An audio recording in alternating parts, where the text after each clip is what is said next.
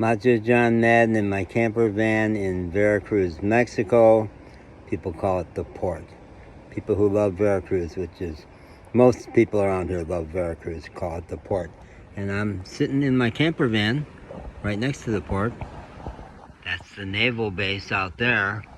And then around the corner is the big commercial port. And I was just listening to YouTube, and on YouTube they had Chuck Todd. I'll have to dig out who he was talking to. I don't remember it offhand. But they used the term FUBAR, that Congress in Washington was having a FUBAR moment, and Chuck Todd said, I didn't realize it was a military term. He said, if you were in the military, you probably know that. Otherwise, you better Google it, because they weren't going to say it online on network TV. And I will say it only as the punchline to this story, because I've got a 40-year-old story about FUBAR. I was in my early 30s, and my son, his mom and I had been divorced for a couple of years, and my son and I were he was like 5, I think, maybe 5.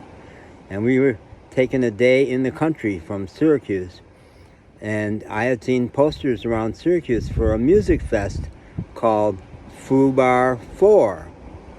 So I knew nothing about FUBAR. I said, music fest, and it's way out in the country. That sounds beautiful. It's actually in a gorgeous, big wooded area. So it was very lovely and beautiful as we approached. And then I paid my like $10 to get in at the gate.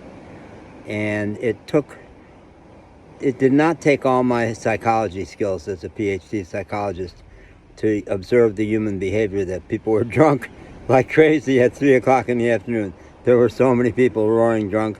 There was a guy driving a motorcycle up about a 45-degree hill, charging, screaming on his motorcycle. And I said, Terry, would it be all right with you if we were to leave? And Terry says, yeah, let's go. He knew it was a dangerous place to be.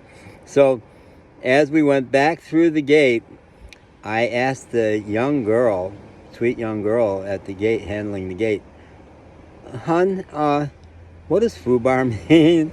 And she was embarrassed, but she told me, she said, it means fucked up beyond all repair.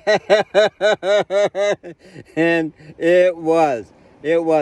And Terry and I drove about 3 minutes into the woods, and I said, Terry, would it be okay with you if we just kind of walk in these woods for a while? And that's not the kind of thing he usually would be into. And he said, yeah, let's do that. It's quiet here. It's nice. I feel safe with it.